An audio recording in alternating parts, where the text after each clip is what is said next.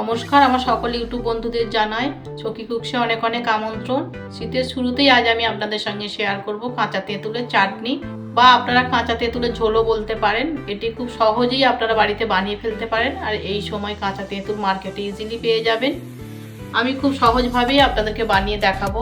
আশা রাখি আমার এই রেসিপিটি আপনাদের নিশ্চয়ই ভালো লাগবে। ভালো লাগলে একটি লাইক দিয়ে ফুল রেসিপিটি দেখার একান্তই অনুরোধ রইল। তবে আসুন বন্ধুরা, দেখে নিন রেসিপিটি কিভাবে বানিয়েছি। তার জন্য সবার প্রথম আমি এখানে কিছু কাঁচা তেঁতুল নিয়ে নিয়েছি। এই দেখুন, এবার এই তেঁতুলগুলো ভালো করে ধুয়ে নেব, ধুয়ে লম্বা লম্বা করে কেটে নেব।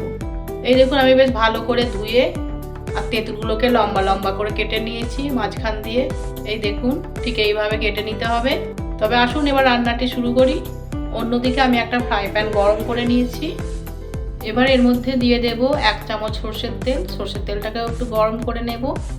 গরম হয়ে গেলে এর মধ্যে দিয়ে দেব 1/2 টিস্পুন কালো সর্ষে আর একটা শুকনো লঙ্কা দিয়ে কয়েক সেকেন্ডের জন্য আমি সর্ষে আর লঙ্কাটাকে ভেজে নিলাম।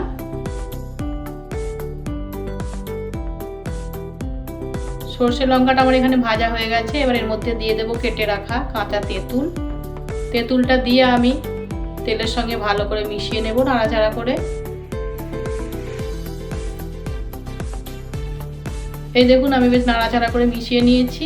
এবার চাটনিটা সুন্দর কালার আসার জন্য এর মধ্যে দিয়ে দেবো 1 চিমটি হলুদ। হলুদের মাত্রাটা খুবই সামান্য দেবেন, আর একটু নোনতা যাতে হয় তার জন্য দিয়ে দেব পরিমাণ মতো নুন। এবার এই নুন আর হলুদটা তেঁতুলের সঙ্গে ভালো করে মিশিয়ে নেব, আর 1 মিনিট মতো নাড়াচাড়া করে মিডিয়াম আঁচেতে তেঁতুলটাকে ভেজে নেব।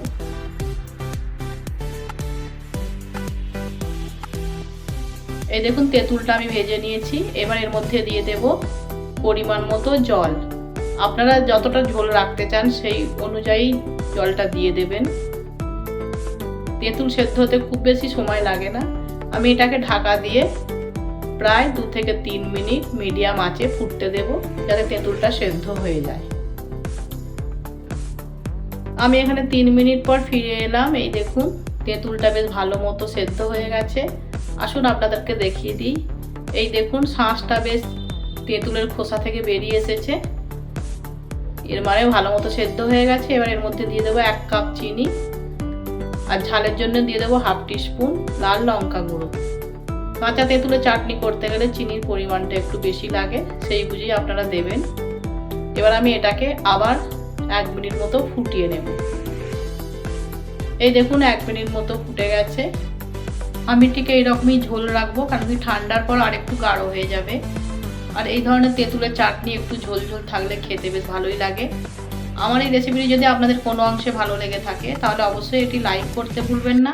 আর আমার চ্যানেলে নতুন নতুন রেসিপি দেখতে হলে চ্যানেলটিকে সাবস্ক্রাইব করে পাশে থাকা নোটিফিকেশন বাটনটিকে অন করে দেবেন, যাতে নতুন নতুন রেসিপি আপলোড করলে সবার প্রথমে আপনাদের কাছে পৌঁছে যায়। আমার এখানেই তৈরি হয়ে গেল কাঁচা তেঁতুলের চাটনি। এবার আমি একটা জায়গার মধ্যে ঢেলে নিলাম। আপনারা একবার হলেও এই রেসিপিটি বানিয়ে দেখবেন, খুবই লোভনীয় একটি রেসিপি। আমার এই রেসিপিটি আপনাদের কেমন লাগলো তা অবশ্যই একটি কমেন্ট করতে ভুলবেন না। ভালো লাগলে একটি লাইক করবেন, অন্যদেরকে শেয়ার করবেন। আবার আপনাদের সঙ্গে দেখা হচ্ছে অন্য আরেকটি নতুন রেসিপির সাথে। ভালো থাকবেন, সুস্থ থাকবেন। ধন্যবাদ।